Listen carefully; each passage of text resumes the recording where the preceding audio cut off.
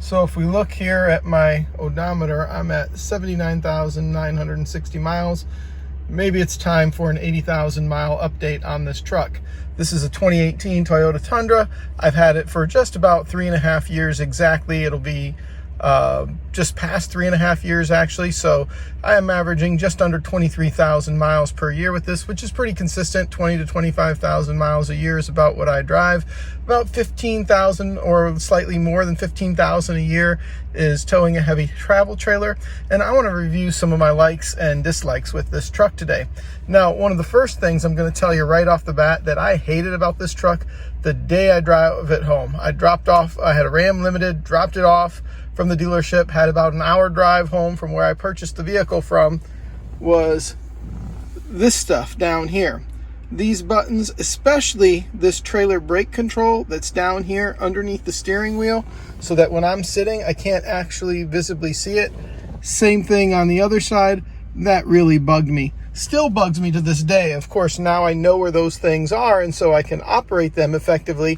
And the truth of the matter is, I'm not, unless I'm towing, I'm not in tow haul mode. The parking sensor that's over here, I do generally leave it on, and we'll talk about that in a little bit. Limited slip differential, I don't turn that off typically. But the trailer brake control down here, I tow through the mountains. I've towed in bad weather, and I've used this thing quite a bit. It's really disappointing to me that it's way down here. What's also disappointing to me, I'm not hooked up to anything right now, or I'd show you, is that I have to turn this gain pretty much all the way up. Putting in an aftermarket trailer brake control is certainly something I've thought about. I just haven't changed it yet, and I don't know that I will. I'll probably use it as is, but when I put it on, I turn that thing all the way up. Otherwise, there's just not enough power going to the brakes in my trailer behind. So here's one of my other big dislikes with the truck is right here.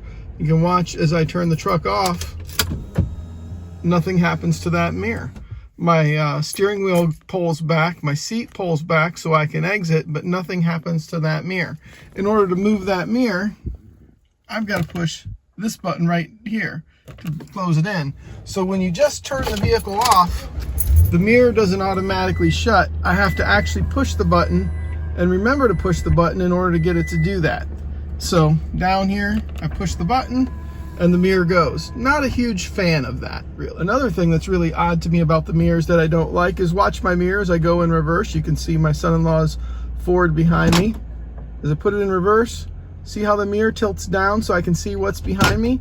Well, I like that it does that. I like that it does that real well, and then it goes back up. What I don't like is that in order for it to do that, I have to have this button pushed into either left or right. I can't have it set in the center so that my mirror controls aren't available. If I leave it here, and now I've got it pushed into the left, if I leave it here and I put it in gear, the mirror will go down. It'll also go down if I have it put on the right, but that makes it easier to bump these and shift the mirror from where I like them. If I have it just in the center position so that if I bump the controls, the mirror doesn't work, but then when I put it in gear, the mirror doesn't go down either. Now, I guess this is, effectively Toyota's off-on switch. It just seems to me like they could have come up with a better way of doing that. Now, something else I don't like about the Toyota is the way the parking sensors work. I think they work for crap, quite honestly. If I'm going to run into a wall, the parking sensors work just fine. But I want you to take a look here. Up in front of me, I've put this box that's got my granddaughter's new bedding in it. It's sitting, probably just a couple feet in front of my bumper. I'm going to go ahead and shift into drive. You can see I'm in drive now.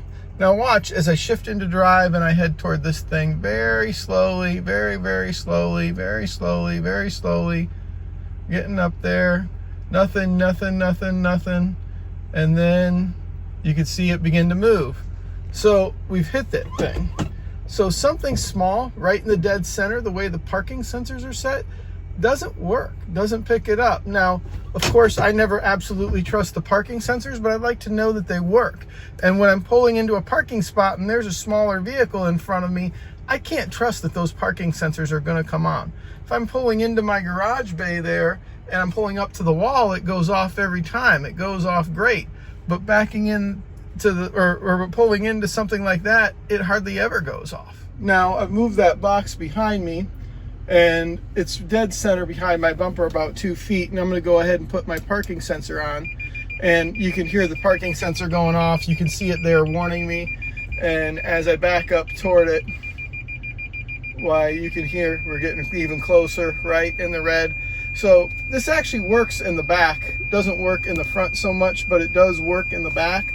I don't know why it doesn't work in the front. So we put this back into drive and go forward here. I think probably the reason is what I'm about to show you. If you look, there are actually 2 sensors on the driver's side.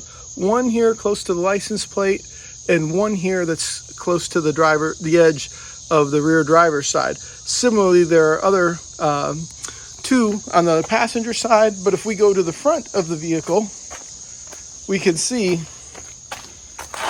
there's one sensor right here, right?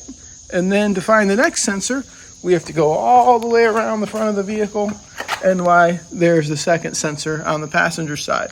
So only 2 sensors on the front, but 4 sensors on the rear. And I think that's the reason we have a problem, and the reason I don't trust those sensors when parking in the front. Now, as I've stated in some of my other videos, I am not one of those people who's a hater of all things chrome. But what I don't like is light shining in my eyes and reflecting in my eyes when I'm driving. This piece right here that was all chrome, and this piece that was all chrome, this wasn't. This was kind of a matte silver here.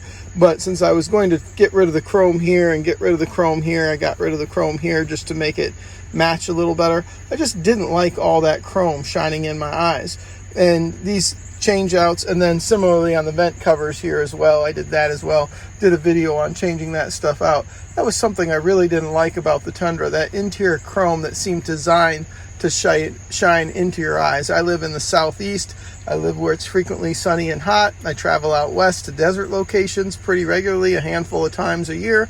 And as I do that, I'm pretty much in the sunshine a good portion of the time, and getting blinded and the light shining into your eyes gets kind of annoying after a while. Probably my biggest, or one of my biggest pet peeves when I first got in here, maybe after the controls being down here where you can't see them, especially that trailer brake output, which should be about right here so that you can reach it easily, had to do with the stock radio that was in here previously. This Alpine radio that I've put in here has been fantastic. I love the utility of it. I've done some reviews on that, how I use it with towing, things it does for me, and it's been great. Very, very pleased with that. But the stock unit was just a horrible unit. It was futzy to use, and it was so low power. I'm by no means somebody who drives down the road blasting the radio, but the quality of it was just really poor. This Alpine head unit has made it so much better. Okay, the wheels, let me tell you about the wheels. I actually like the look of the wheels. I actually like the look of the wheels really well. What I don't like is right here with this plus 65 offset. So one time, parking in a narrow spot on my kid's college campus, little bit of curb rash right there, and shredded that one up pretty good. The others are all in good shape, but man, it was one time, it was a couple years ago, the truck was only about 1.5 years old, and just really, just really upsetting. That plus 65 offset just brings this face so far forward. It's really frustrating. I will tell you, there's one more thing I forgot to mention. The camera. The camera isn't set dead center, so the lines are slightly off. So when you're backing up, the lines aren't exactly where they should be. I don't know why Toyota didn't adjust that. I mean, these are pretty basic lines anyway. Why didn't you just shift where the lines were? That just doesn't make any sense to me, and that seems a little bit shoddy given the rest of Toyota's reputation. So while I present a lot of stuff on the Tundra, and I try to tell you relative to my experience with it, and most of those are vastly very, very good experiences, I don't want you to think that everything is just all roses, right? There are some minor issues, and what I consider to be very, very minor issues, as there would be with any vehicle.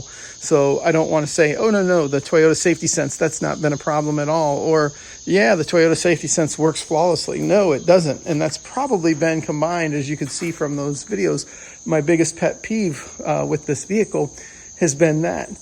Other than that, the way it's performed, the mechanics of it have just been fantastic. Is it behind the others in technology? Yes, it is. Do I drool a little bit over the onboard generator and the Ford Power Boost? Yeah, I do a little bit. I have to be honest. But ultimately, that isn't what I want. I can put a generator in the back of my truck, and I do when I travel. It's not that difficult for me. But what I really can't replace, what I really can't do without, is the efficiency of this engine when towing and the reliability of it when towing. I have no doubt. I'm about to leave on a 6,000 mile trip, and we'll do some reviews of it as we go, and how it does. But I have no doubt of how it's going to perform. It's going to perform just as it has the half a dozen other times that I've taken it to do that. It's going to perform fantastic.